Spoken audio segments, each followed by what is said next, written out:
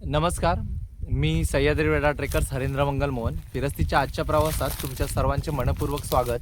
आज मी आहे सिंधुदुर्ग जिल्ह्यातील बापर्डे या गावात आणि बापर्डे गावात येण्यासाठी तुम्हाला तरळ्याच्या इथून बापर्डे गावात यावं लागतं. आणि बापर्डे गावात आल्याच्या नंतर एक कातळ शिल्प होतं, ते मी पाहिलं आहे. पण माझ्या मागे जे हे गवत वाढलेलं आहे त्या गवतामुळे ते कातळ शिल्प पूर्णपणे पाहता आले नाही. त्याचे फोटो काढून ठेवले आहेत, नेटवरही त्याचे फोटो आहेत. पण इथं आल्याच्या नंतर अजून एक माहिती मिळाली, ती म्हणजे इथे असणारी एक पोकर बाव. आणि साहजिकच आहे, कोकण असो वा कुठेही असू दे, पोकर बाव किंवा अजून काही गोष्टी असतील तर त्या पांडवांनीच कोरल्या असं मानलं जातं. आता आपण पाहायला जातोय ती म्हणजे इथे असणारी पोकर बाव.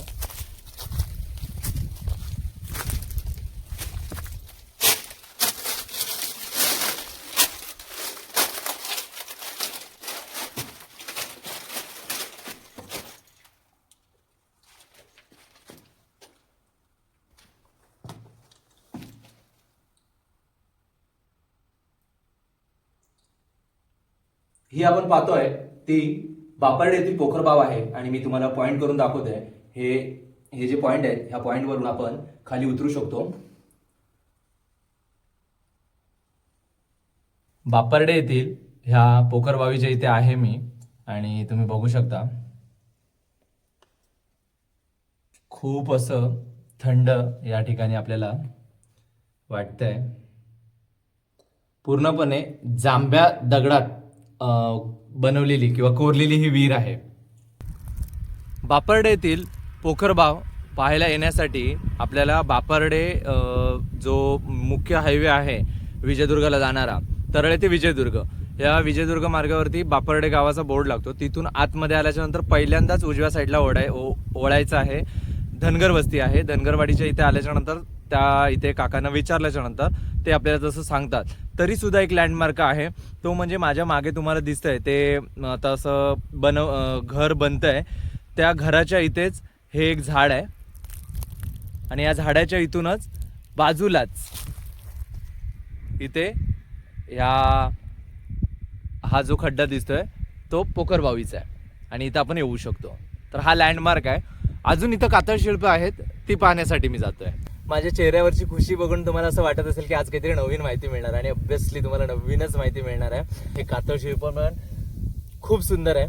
मला असं वाटतंय की ह्या गावाच्या आजूबाजूला असणाऱ्या लोकांना किंवा ह्या गावातील लोकांनाही या कातळ शिल्पाबद्दल परिपूर्ण माहिती नाहीये. काही लोकांना हे कातळ शिल्प इथं आहे याची सुद्धा माहिती नाही. ही शोकांतिक आहे, मी मानतो. कारण हे जे आहे ना, हे असंच इथपर्यंत आलेलं नाहीये. ह्याच्यासाठी बराच कालावधी गेलेला आहे. ह्यासाठी ज्ञात अज्ञात भरपूर लोकांची मेहनत आहे. आणि ह्याचे काही अर्थ आहेत.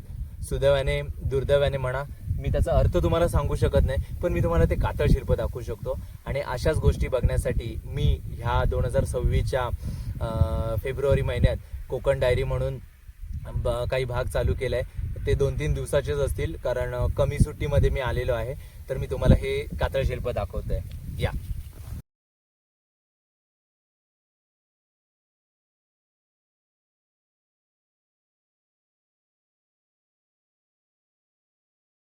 नमस्कार.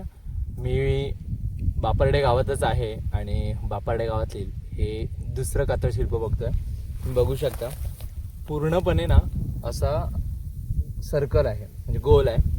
आणि अशोक चक्र जसं असतं ना त्या पद्धतीनेच आहे हे. तुम्हाला व्हिडिओमध्ये किती दिसतंय ते मी बघतोय. वाटल्यास व्हिडिओ पुन्हा झूम करून पण दाखवतोय. माझं ना एकच प्रामाणिक मत आहे, इथे ही जागा वैयक्तिक मालकीची आहे. आणि इथं बागा करण्याचं ह्यांचं मानस आहे, म्हणजे चालू आहे, काम चालू आहे बाग करण्याचं. पण ह्या गोष्टी ना टिकल्या पाहिजेत येणाऱ्या हजारो पिढींसाठी.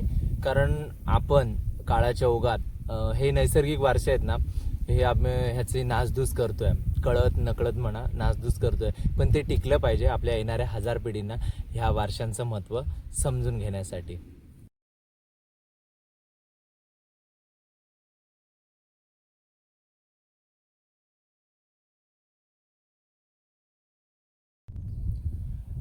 बापर्डे गावातील तिसरं कातळ शिल्प मी पाहतोय. म्हणजे 2 नंबरचं कातळ शिल्प जे आपण पाहिलंय, जे अशोक चक्रासारखं होतं, किंवा सर्कल होतं आणि आतमध्ये आरे होते.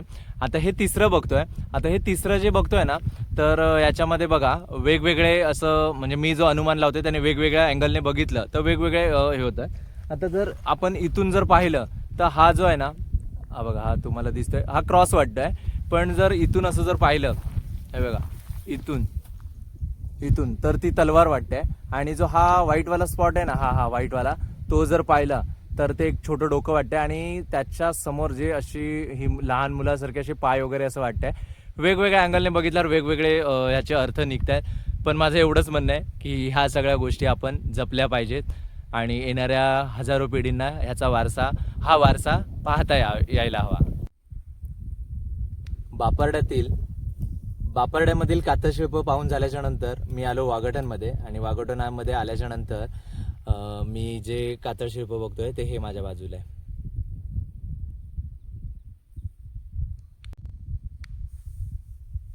बऱ्याचशा वेळानंतर म्हणजे भरपूर असं शोध मोहीम घेतली कातळशिल्प भेटण्यासाठी, पण ती काही मिळाली नाही. आणि मग मी नंतर पुन्हा मागे गेलो आणि मला प्रदीप नावाचे एक सर भेटले.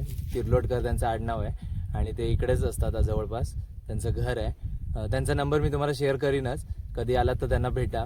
तर त्यांनी मला हे कातळशिल्प दाखवण्यासाठी पुन्हा घेऊन आला. नाहीतर माझा आत्ताच 1 तास फुकट गेलाय, तसा बराचसा वेळ गेला असता.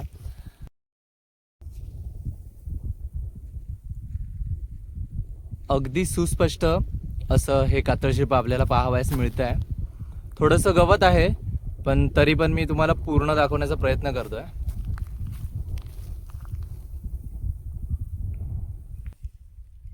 नमस्कार. जवळजवळ 2 तासाच्या प्रदीर्घ प्रतीक्षेनंतर प्रचंड शोधलं हे ठिकाण मी. वानिवड्यामध्ये आलो आणि वानिवड्यामध्ये लाडवाडी आहे. तिथं पावनादेवीच्या मंदिराकडे जाताना अजून एक रस्ता येतो आणि त्या रस्त्याच्या इकडे आहे. मी 2 तास शोधत होतो हे ठिकाण, मिळालं नाही. मग मी पुन्हा मागे गेलो. मग मला शशिकांत लाड सर भेटले आणि मग त्यांनी हे ठिकाण दाखवलं. तर हे आहे आपलं आजच्या दिवसातील 4थं कातळशिल्प. वानिवड्याच्या लाडवाडीच्या इथे आपल्याला ही मिळालं आहे. तर मी तुम्हाला हे कातळशिल्प दाखवतोय.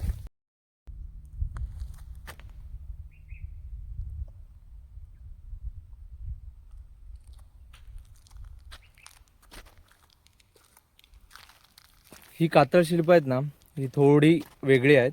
म्हणजे याच्यावरती कुठले असे प्राण्यांची वगैरे आपल्याला चित्र नाही दिसत आहे, पण थोडंसं असं अक्षरां टाईप म्हणजे मोडी जी लिपी म्हणतो आपण त्या टाईपमध्ये आपल्याला ह्या ठिकाणी असं दिसतंय.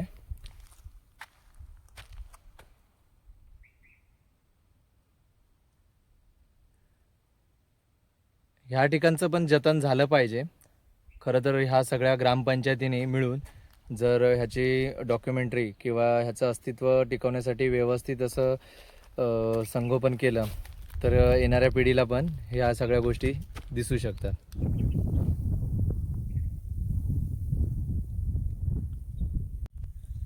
नमस्कार. आजच्या दिवसभरातलं म्हणजे माझ्या कोकण डायरीतलं शेवटचं आणि 5वं कातळशिल्प मी इथं बघतोय. तुम्हाला पण दाखवतोय. तुम्हाला क्लिअर नाही दिसणार कारण थोडंसं गवत आहे. आणि तर हे 5वं आहे. आणि त्याच्यानंतर मुठाट पाळेकरवाडी आहे ना, पाळेकरवाडीत एंटर करताना 2 ते 3 किलोमीटरच्या अंतरावरती आहे आणि रस्त्याच्या कडेलाच आहे.